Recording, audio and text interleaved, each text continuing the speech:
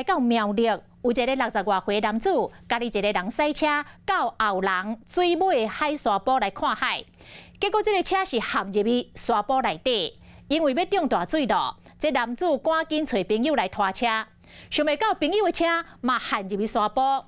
先生，这个车就要去海水淹掉了。这个男子竟然阁冲去车顶，可能是要举手机啊！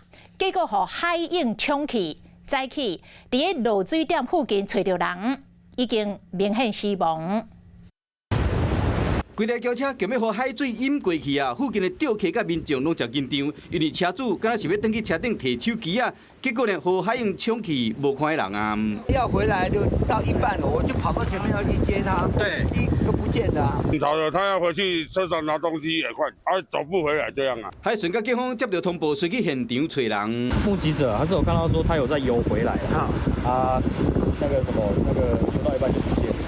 意外地点是伫苗栗后龙的水尾沙堡，昨下晡65岁姓杨的查甫人，家己驶车去看海，车掉入沙堡，佮拄着苦楼，就赶紧请朋友驶货车来拖。